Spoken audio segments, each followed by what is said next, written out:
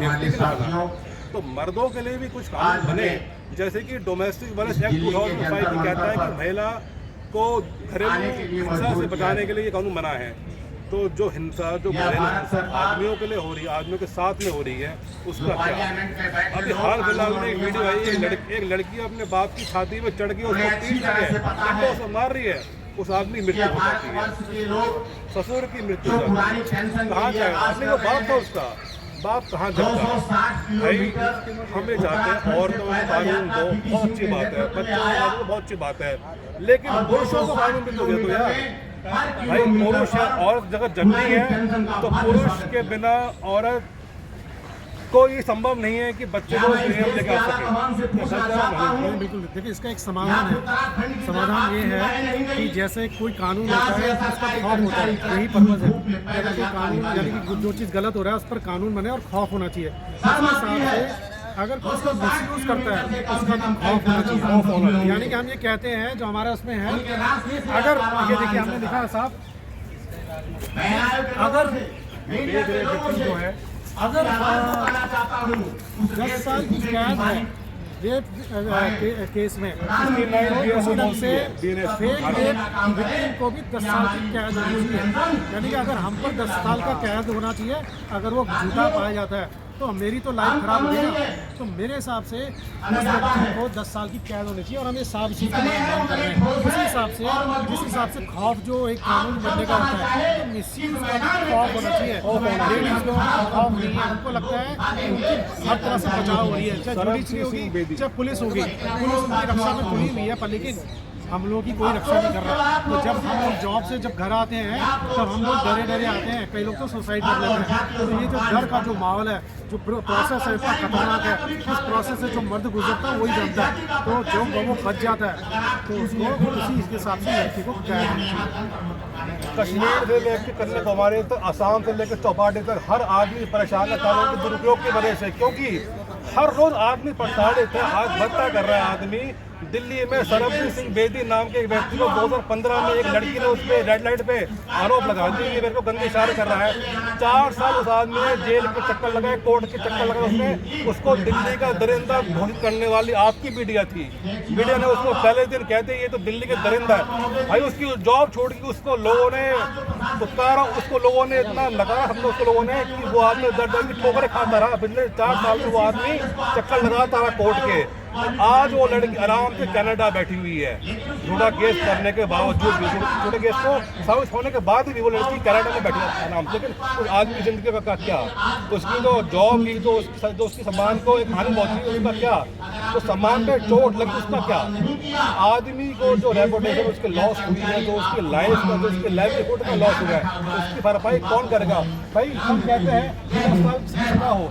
Section 69 BNS कहता है अगर आपने किसी लड़की के साथ संबंध बना के उसको शादी का झूठा वादा किया, झांसा दिया, तो आपको 10 साल की सजा हो सकती है। लेकिन अगर वही लड़की किसी लड़के के साथ में संबंध बना के उसको शादी का झूठा वादा देती है, झांसा देती है, तो वो लड़की का क्या?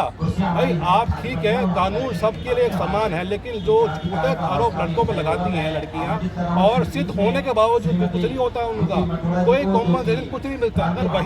अगर पॉक्सो वाली बात आ जाती है तो लड़कियों को मुआवजा मिलता है झूठे केस में भी लगाने के बावजूद भी।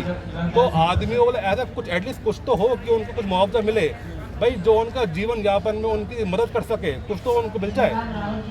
इसमें एक चीज़ और कहना चाहूँगा मैं, जो आजकल मैरिज वाली जो पोर्शन हो गई है, उसमें डिवोर्स को आजकल बनाया हुआ बिजनेस। अभी एक क्रिकेटर, अभी हालांकि कल की बात है, उसको 5 करोड़ उसने अपनी वाइफ को दिए। आप बताओ 5.25 करोड़ बहुत बड़ा अमाउंट होता है, ये क्यों मांगा गया? अभी आपने अतुल सुभाष की बात की गई थी, है ना? उसमें आप देखें कि उसने केस डाला डाउरी और डोमेस्टिक का, ठीक है, पर जब उसका व्यक्ति ने, उसके हस्बैंड ने सुसाइड कर लिया तो उस पर कोई केस नहीं है, उसको बेल तक हो गई।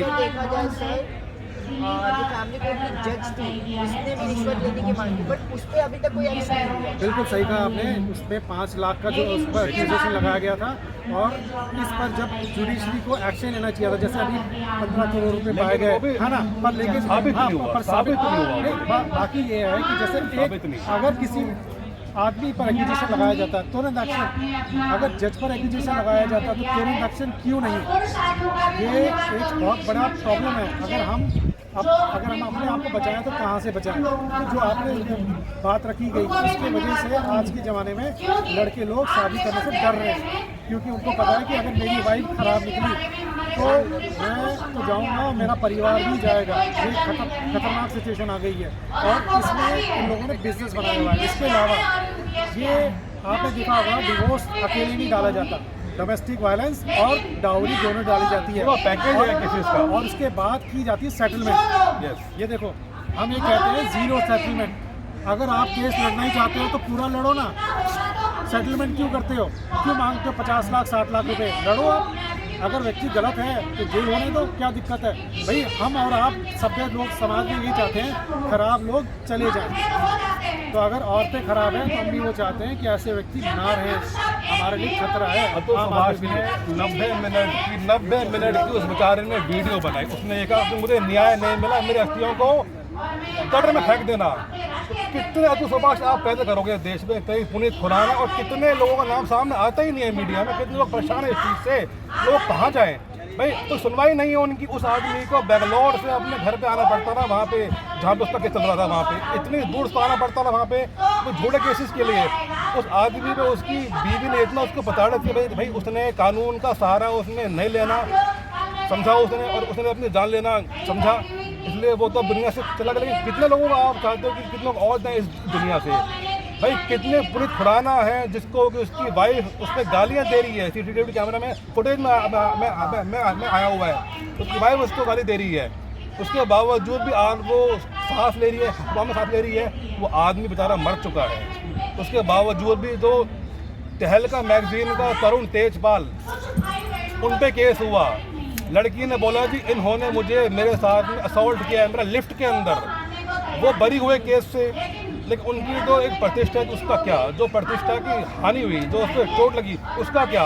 कितने ऐसे लोग हैं जो प्रताड़ित हैं लेकिन कोई सुनवाई नहीं है, कानून में कोई प्रावधान नहीं उनके लिए, कुछ भी नहीं है ऐसा। और जहाँ पे बात झूठे एफिडेविट की आती है तो धड़ल्ले से झूठे एफिडेविट जो है वो कोर्ट में दिए जाते हैं, चाहे इनकम का हो चाहे किसी चीज़ का एफिडेविट हो उनका। भाई औरतें क्या करती हैं, जो गलत औरतें हैं, औरतें नहीं जो गलत औरतें हैं, वो अपने इनकम का झूठा एफिडेविट वो पेश करती हैं और पढ़ी लिखी होने के बावजूद भी लड़कों से एलिमनी मांगती हैं और उनसे मेंटेनेंस मांगती हैं और कहती है जी मेरे ससुर है वो छेड़ता है। अरे भाई बुजुर्ग आदमी है वो, तुझे क्यों छेड़ेगा? अपनी बूढ़ी सास जो हैंडीकैप्ड है उस पर आरोप लगाती हैं, जो लंदन में बैठी है, और पूरे खानदान को औरतें जो हैं, जो गलत औरतें हैं, वो डोमेस्टिक वायलेंस और 498 IPC और 85 BNS में लपेट देती हैं। जो अपने चंद सांसें गिन रही है वो औरत अपनी, जो सांस बेचारी उसको मार देती है, उसका नाम लगा देती है, जो ससुर है उसका नाम लगा देती है, जो बुआ है, बहन है, जीजा है, फूफा है, मामा है, मामी है, सबका नाम लगा देती है कि जो लोग शादी ब्याह थे सब गुनहगार है, सब ने मेरे को मिलकर मारा है, छेड़ा है, मेरे को तंग किया, मेरे को प्रताड़ित करा है। तो आदमी सुनवाई नहीं है इस कानून में। हमें चाहते हैं संविधान की अनुच्छेद 15 का उप अनुच्छेद क्लॉज 3 में उसमें बदलाव है, उसमें अमेंडमेंट आ जाए, उसमें बदलाव आ जाए और जो कानून बनता है वो सबके लिए कानून बने और कोई भी ऐसा कानून ना हो जो एक तरफा हो, जो वन साइडेड हो। जेंडर न्यूट्रल लॉज का आना बहुत ज़रूरी है देश में। अगर आज नहीं आया तो क्योंकि आदमी तो वैसे भी जाने वाले हैं।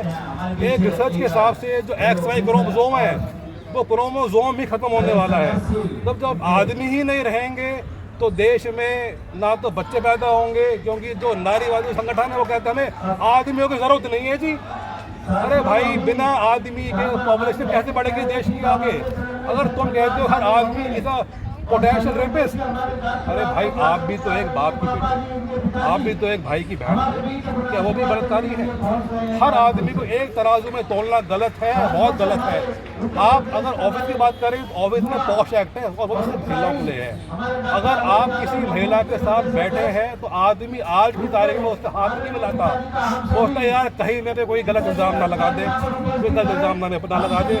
मेट्रो में जाते हैं तो बड़ी सावधानी से आदमी को बैठना पड़ता है। कहीं पैर टच हुआ, मेरे साथ असॉल्ट हुआ है, मेरी मॉडेस्टी को हर्ट हुआ है, 509 लगा दो उसके ऊपर, 304 लगा उसके ऊपर, 304 लगा दो उसके ऊपर, 3 लगा दो उसके ऊपर। भाई अगर गलती से आपने किसी लड़की को फैन रिक्वेस्ट भेजी थी, पहली बात तो आप तो भेजो ही मत।